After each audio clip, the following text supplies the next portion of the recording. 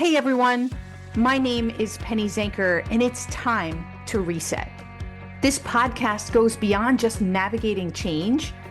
It's about new ways of thinking about how you can approach challenges, how you can shift your mindset when needed, create some space and grace for yourself so that you can rethink, recharge, and reprioritize when and where needed.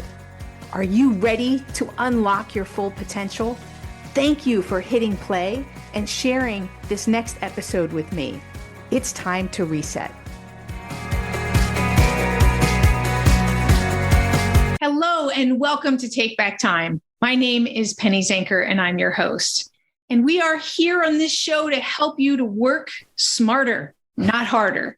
And unfortunately, we're going to talk a little bit about founder burnout today for entrepreneurs, or burnout for anyone is a hot topic right now, with people feeling overwhelmed and stressed and a lot of pressure and a lot of uncontrollable circumstances around them. So this is an important show to really get a better handle on what can you do if you feel like you're burning out, how to avoid that type of situation. And today I have with me Jim Barnish, and he is he's going to introduce himself, but he is a strategic change leader with over 15 years of leadership experience in global and integrated operations, M&A, and strategic go-to marketing planning. And he's going to tell us a little bit more about himself because he said he's been through this kind of burnout as well. So Jim, welcome to the show. Thanks for having me. Yeah, happy to be here. And burnout probably doesn't even begin to describe it at the end of the day. But sure. Happy to start and give a brief intro and see where the conversation takes us, Penny. Yeah. Tell us your story. You started out before we started talking about, how this all began when you were 15. Why don't we start there? Go back to the age of 15. Yeah, absolutely. It probably began even before that, but my memory just probably doesn't serve me right. Ultimately, from the start of my family business, which is probably where I experienced some of the most pain, starting at the age of 15 until today, I've spent the last couple decades working in a number of different roles, family business, entrepreneur, operator, even a brief stint as a venture capitalist. And all throughout that, I had an incredible amount of hard work, but mostly failure that I'm super proud of. Might sound crazy, but from family squabbles to sleepless nights, failed projects, acquisitions, you name it, a lot of different roles, a lot of different struggles. And where I really became the most passionate was no matter the role that I had in or on the business, if you will, all of the growth stage technology companies that I worked alongside had the same struggles, the same obstacles that I was having, both, whether it was in the family business or a different role or really just anything to do with building businesses. Yeah, but Jim, my situation is different. Don't you hear that all the time? No. That's all well and good, but my situation is different. Not so different, right? Well, I mean, there's hundreds or thousands of permutations on the same problem set, right? Just like any data set. But ultimately, you can boil it down to some pretty consistent obstacles. Misalignment, right? Number one, across the board. Bringing in the wrong talent, right? Misaligned expectations around operational efficiencies and things like just a number of things that you can, whether you look at strategy or talent or product or revenue or operations, there's this inflection point that businesses just hit, whether that's at 5 million or 10 million or 50 million. And looking at that core problem set, it definitely does connect to stage of the business, right? An area of emphasis. But at the end of the day, the problems it all boils down to typically one problem that's spinning off multiple problems within the business. And so finding that one pinpoint, one core problem. Is that what you mean? So there's lots of different symptoms, but if you were to really get to the root cause, then it would be what's creating all those other problems. That's exactly right. And if you can get to that root cause, it'll help you get to the secondary root cause, right? And it'll start to little by little tackle the most important problems in the business, because it's very easy for us as business owners to get distracted on focusing on all of the problems that we have. Right. Totally. Well, before we get to maybe some ways that you approach getting to a root cause and some of the stages of business and things like that, I want to go back and hear a little bit more about your story, that you talked about, that you've been through a burnout situation. And I'd love it if you'd share that with the audience, because we can learn a lot from other people's experiences. We don't have to experience it ourselves, right? If you could share that, and that could save a lot of people a lot of pain and grief, right? That would be well worth, people's time to listen to it, and definitely you sharing that. Yeah, and I appreciate that. There's really two ways to learn, right? One's through stories and the other's through experiencing failure yourself and some success along the way. So, really over the last decade of my life, I've focused on so hard on figuring out the most efficient and effective way to build growth stage technology businesses that I've neglected some of the things that actually mean the most to me beyond just that passion, right? I have a loving fiance that is perhaps the most patient woman in the world. I had my own business who I was neglecting to help build our clients' businesses in many cases. And over the past 7 years or so, focusing on my fiance first, she has put up with more 3 a.m. nights than I care to count, or probably more than she cares to count, weeks at a time away from travel, right? Unexpected cancellations, blah, blah, blah. But in summary, the life of dating an entrepreneur is what we call it, right? The hustle culture. And so, on the short end of side, and I can, go a little bit longer on this afterwards. I've learned to prioritize my personal time more than I ever have before, because I finally realized that 50% of actually growing my business was actually growing myself. And in doing that, not only was I able to help my business, but I was able to focus more on myself and the things that mean the most to me as an individual, like my fiance, which is it's crazy to think about, right? But I've got more energy. It's something we all do.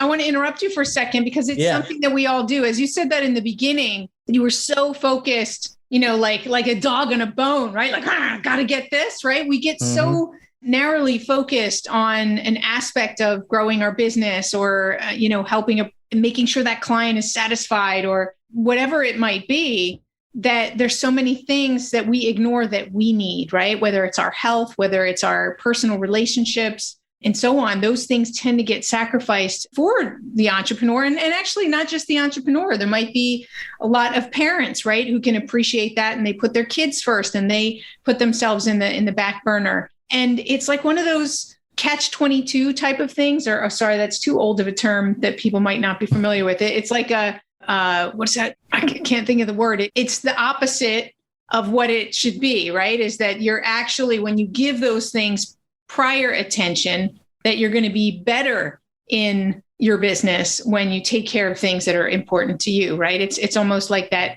It costs us more if we don't take care of those things that we need, like our health or our relationships. Absolutely. Just like you need a strategy to validate product market fit or build predictable revenue, or you exit your business, you need a strategy to operate your own life effectively, no matter who you are, a business owner, an individual, right? A mother, right?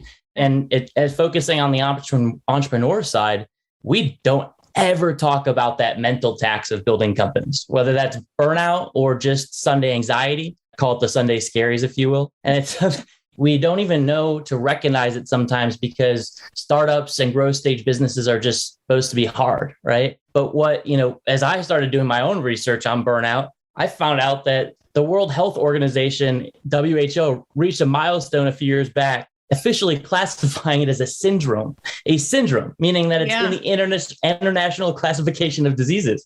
Yeah, right? You can diagnose it as you can diagnose it. Diagnoses, yeah. And even before that, they called stress a worldwide epidemic, right? Which it is, yeah. Which was years before the pandemic, right? And now it's gone from stress to burnout. But what's so crazy is just thinking about a comparable, right, to founders, because I love this comparison of founders to pro athletes, because we're all trying to accomplish the impossible, right? The probability of success is incredibly low, right? 95% for founders in most cases. Right. And yet we still want to do that because the rewards on the other end are so worth it, right? But when you think about pro athletes, they not only play to win like founders do, but they train, right? They recover and they celebrate. And I feel like training, recovering, and celebrating are things that founders, entrepreneurs don't do enough. True. It's so true. Because it's the hustle culture, right? That's what it's all about. It's, working 24/7, and we just play to win. And you meet people at an event and they only brag about the good things. They don't talk about what they're going through. And so you feel like, oh, that's how it is everywhere. But you can't play to win. Wait, I want to stop for a second, because I think you've come to realize that, and I've come to realize it, because I was also at a point of burnout and sold my business because I thought that I just couldn't do it anymore, and went to the 9-to-5 job that was actually even worse than running my own business. So it just follows you wherever you go, right? But we can't play to win if we're not training, recovering, and celebrating, because celebrating isn't just celebrating what we succeeded in, it's celebrating what we learned when we failed, right? So because you said you were really proud of your failures, right? It's because you learned a lot through those failures. Learned a lot through those failures. And even though I had become, this expert on building businesses, I was losing my own because I was losing myself in the process. And so, my simple system, which everyone's is a little different, became pretty simple, that has evolved over the years, and one that's pretty foundational as part of our program at Orchid Black as well, which is, number one, everyone needs an executive coach at some point in time, right? And oftentimes for a very long length of time, but they've got to recognize it. That is huge. And my executive coach has been pivotal in my own development. Number two, just like your business needs a strategy, right? You need a personal strategy, right? And so developing a 3 to 5 year, mine's 3 years, rotates, right? But 3-year strategy for my personal life to make sure I'm hitting the right things in my own life so that I can bring the most of myself to work every day and not negatively affect my employees because I'm pushing them to not have this. And so it's become like this personal life strategy augmenting your business life strategy, right? And then in order to make sure I really kind of track towards that, same way you would in the business, I've got a couple different intervals where I track and modify and celebrate little wins, things like that. And I do that monthly, which is 30 to 45 minutes every Sunday. And I do, this might sound crazy, but I do a 2-hour or maybe even 3-hour dinner or scotch by myself on the patio, something that's just me every month, where I can really reflect on what went great, because I miss that all too often, like a lot of us do. Yeah. And what are my goals ahead? Next thing, right? Exactly. And then what are the goals ahead? Because building a business, building your own personal life, everything is about goals and stretch goals and challenges. But at the end of the day, it's got to be realistic. They've got to be smart, right? And so, it's so important to make sure that progression is happening on a regular basis. That's my system, but everyone's a little bit different, right? But aspects of the same, right? If you look at the most successful people, they'll tell you that they have a mentor, they have a coach, they have an outside advisor. Companies, as they grow, they have advisory boards, right? There's a reason why that's important, to get outside of yourself, exactly right, to have them pull you out, because we can get so caught up in the business and maybe a little too narrowly focused, and they help us to step back and ask us different questions. And having that personal strategy and being able to balance that is, there's the wheel of life, where that's like a tool that some people use, and then tracking and measuring it for sure, and having that reflection time. Do you have any specific apps or tools that you use that you would recommend to people who are listening? Or do you do it on paper? Like, that's a tool as well. Yeah, I'm so glad you asked that, because I've got a few different things. Number one, my notebook, right? I have a notebook that is just for that, which might sound crazy. I do a lot on paper still, but I still get that when I write things down personally, handwritten, I retain more. That's just me, right? I retain more than if it's on the computer. So that's really important for me. The second one, which equates, you could use a remarkable pad, by the way. You can still write it, but I tried. Yeah, I tried. I'm a big technology guy, and for some reason, it still didn't work the same for me. But yes, again, I know a lot of people have been very successful using those remarkable pads. But the other tool that I've used that helped me to get to the level of not only the personal strides I needed to make, but also what landed me in kind of the business path that I got on, is a tool called Ikigai, which is really more of just the Japanese meaning of true happiness. But it's a diagram where if you take 4 different circles, right, and you put what you love, what you're great at, what you can get paid to do, and the impact that you can have on the world, and find the intersection between all 4 of those, there's this mission and this passion that can all come and boil up into having those 4 things congruent. That is a tool that I leverage consistently, not so much a technology tool, but a tool to get to the places where we need to get to as individuals who are passionate, who are mission driven, and who want to make a difference, because everyone should love what they want to, everyone should love what they do, and everyone should be able to do what they do great and have that impact the world. What I think is, I was thinking as you were saying those different quadrants, what a lot of times helps us in that reflection time are the questions we can answer. Because I think some people, if they had to go and just journal with like an empty notebook, they would just sit there and it would stay empty, right? Yeah. So really questions that make us think about it and dive a little deeper, I think are really powerful. And so like when that came up and you were doing those circles, like one of the first things I thought is, what I love to do, well, those are the things that I can't not do, right? So is there a question or some questions that you center around when you're reflecting? When I'm reflecting in my monthly or weekly sessions? Absolutely. And they all still tie back to those three things that I was traditionally really bad at: training, recovering, and celebrating. The first one is the one I neglected the most, which is celebrating. And so I think about all the little wins that are so important along the way that happened that week or that month, right? So what little wins did in your business or with people in your business, or shoot, even at home, like just this people, that little wins that have happened throughout your week, think about those and celebrate those, because those are awesome and you should be proud of them, not just the big things like exiting your business, right? And so I want to share with you. So that was a big breakthrough for me a number of years ago. I have a friend and we coach each other. So we meet on a regular basis and be each other's coaches. I also have another coach, but it's good. Michael Jordan has a couple coaches and it's okay. But one of the things that we started to do weekly with one another was to capture those wins, as opposed to, everybody can relate at the end of every day. People review what they didn't get done, right? And they're like, oh, and they beat themselves up. I had a terrible day. I wasn't productive today. And what if you just flip-flop that and you made the focus what you actually did do today? What were the wins before you decide what you're going to do tomorrow? Just changes the energy completely. And that was a huge shift for me to start looking at the wins. And like you said, little things, right, that are important, like with my relationships, my kids started back at school today and I made them a little basket for back to school. Right. But, they're in 10th grade and I have a senior, but, it was so cute to see, I actually got a hug from my teenage son, which I don't get very often. So that's a huge win, because I put the little picture of him starting kindergarten right next to the picture of him, as last year and this being his last first day. So those little things can really change our energy. And then I always say that it's our energy. It's how we show up for our time that's going to dictate quality of our productivity and what we get done. So I just wanted to highlight that too. It's so important to celebrate those wins.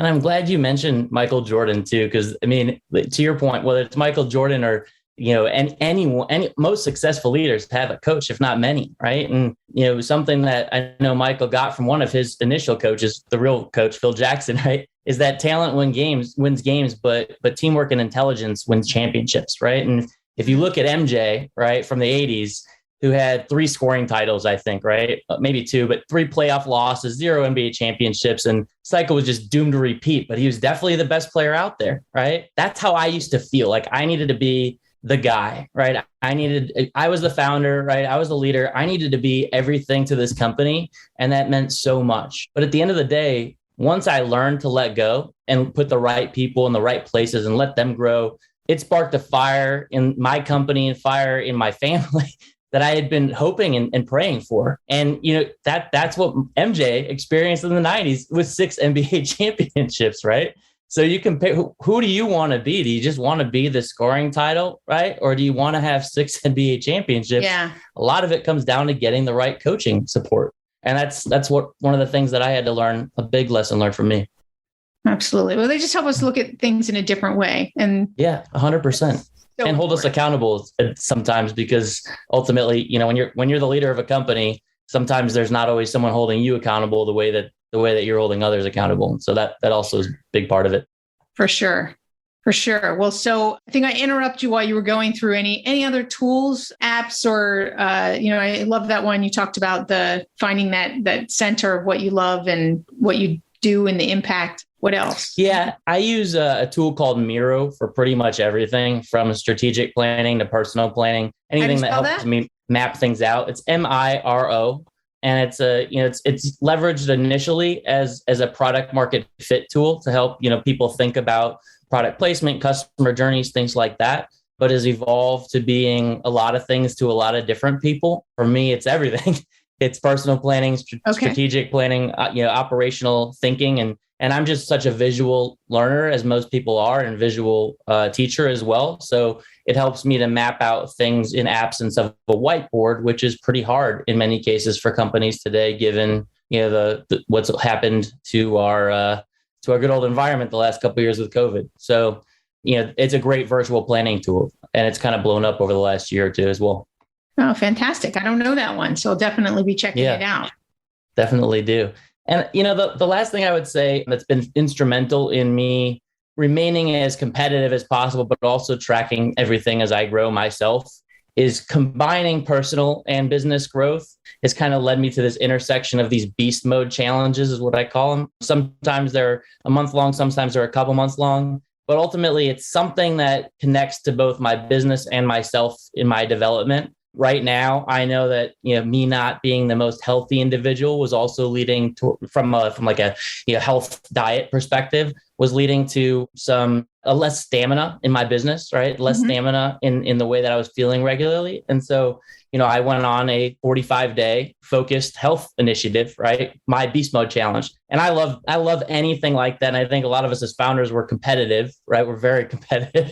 And so finding ways to be competitive with myself has been a big part of that as well.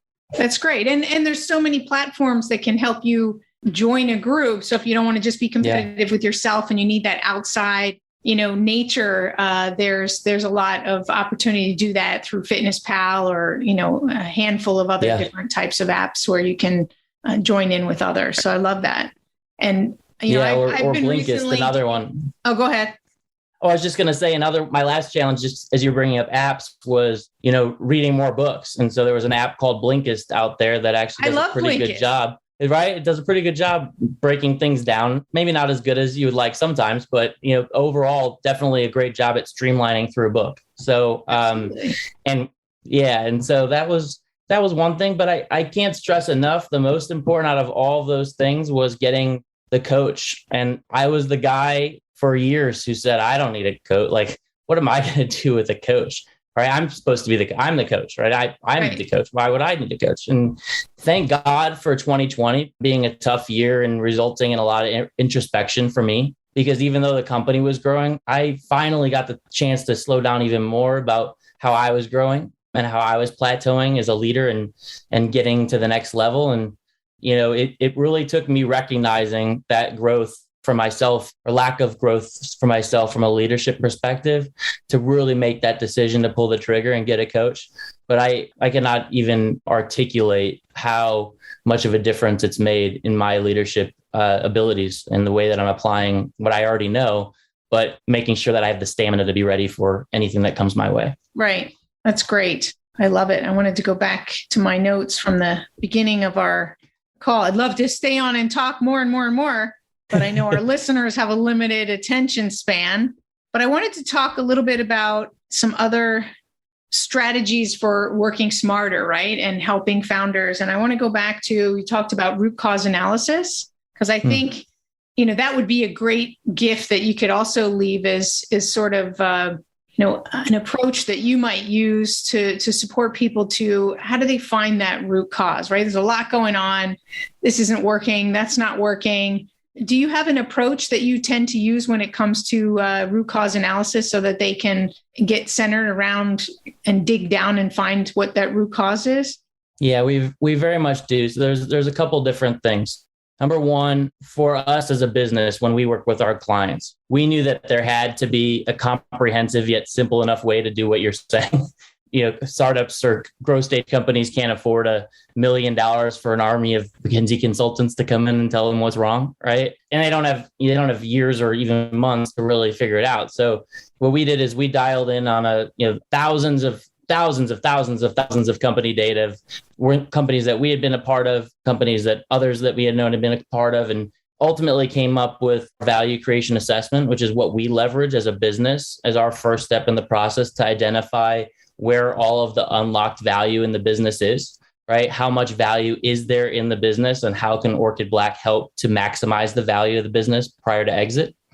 That being said, that's our program, right? That's the complex, the premium, if you will. If you kind of go back down to the freemium version of, what your listeners might be able to do for themselves today, I would say, one of the biggest things that I will constantly see is if a business isn't growing, blame it on sales, right? And almost always, in almost every scenario, it is not sales that is the biggest obstacle towards growth. It sounds ironic, right? Right. But it is absolutely true that typically something to do with either market positioning or general messaging or just plain, leveraging and the connectivity and alignment between marketing and sales, where marketing is speaking a totally different language than sales is, which is probably both a different language than what the organization is pushing towards in many cases. It is either it's an alignment issue, such as strategic alignment or market positioning, or it is a much deeper issue around something that leads to the sale prior towards there being salespeople getting involved. Now, that saying it's not sales, but that is one nugget for people to definitely think about as they are looking at why is my business not growing at the rate that I thought it would, and how do I kind of get unstuck? The solution to that almost always is that they have not typically nailed their niche, right? Or that they're not focusing on their niche, right? So first off, what's the mission and what's the narrative around why you're doing this in the first place, right? Who are you? Why does anyone care? And why are you the best person suited? Why is you the best business suited to do that, right? Really understanding that and then connecting that back towards your ideal client profile, your ICP, is something that most businesses either are not doing or have at one point done, but have somehow become unfocused around. And so if you're looking at bringing that tactical, really focusing on your niche first, that is something that there's a lot of information out there. You can probably just Google nail your niche.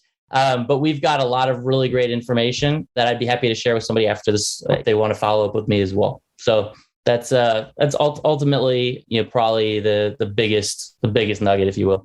Well, definitely in a couple of minutes, we're going to give you the opportunity to share where people can reach you and so they could get more information on that or about you and what you do. I do want to talk about that niche thing because it's interesting because a lot of people go, oh, we know our customer. We know the market, we know the competitors, and they put majority of their time, energy, and money into the sales process. And they don't spend as much time, money, and energy as they could and should when it comes to getting that really nailed and clear and getting their messaging together. And I would agree with you is that I see that as a major issue that I constantly have to go back to is what really differentiates you and how are you, positioning yourself in the marketplace to do that? Because if they go, they're not going to buy, right? They're like, right. Okay, it's between these three window washers or whatever. There's nothing that sets them apart. Then the only thing that they're going to go with is who's the cheapest kind of thing. Right. And we ignore this concept of intellectual honesty, oftentimes for the right reasons, which is because we want to help other people, right? And we want to turn profitable. Like we want to help other people and we want to help our business, which includes our employees. So it's the right thing to step outside of our lane. Well, it might be short-term revenue, right? But it really hurts us in the long run. And it really allows us to get unfocused very quickly. And I've been at so many companies, right? I can think of probably just a dozen alone right off the top of my head. We're spending over $1 million plus a year on sales and marketing and nothing was converting. And once we took an honest look at the business, realized how we were not nailing our niche, if you will, or positioned correctly in the marketplace, or the evolution of where we should be positioned in the marketplace. Right. We really dialed in on kind of five aspects of a great niche that I think everyone should be focused on. Number one, is it a popular pain, right? Is it a popular recurring pain that you are focused on? A need to have, if you will, an aspirin rather than a vitamin. Right. Number two, is it a believable solution that's suitable and scalable that you're offering that's a solution to that pain? Number three, are there enough identifiable targets out there that you are able to get to and or attract? And how do you find them, right? What channels do you get to reach them? And the number 4 and 5 are kind of inexplicably linked, right? Your unique approach, your secret sauce, if you will, and the results that you've shown with previous folks in that make you the expert, right? Why somebody should choose you versus somebody else. And that's really what happens. That's how you change the dynamic of, getting unstuck for growth if you are having some market positioning or some not nailing your niche issues. I think that's really important for a lot of founders to recognize. Absolutely. Awesome. And just business folks in general, right? Yeah, absolutely. Thank you. We got like 3 segments of nuggets here. We got sort of the approach of the apps and methods that you use to keep from burning out and stay focused. We've got sort of how to get to the root cause. And then we've got some really great positioning type of questions and areas to look at. So thank you so much for bringing that to the audience. I know that they've been taking notes. Maybe they're going to go back and listen to this again. So thank you. How can people reach you to find out more about your services or to ask for more information regarding any of these topics? Yeah. So orchid.black is my company's website, orchid.black, orchid like the flower, because we focus on companies that are in the black or profitable.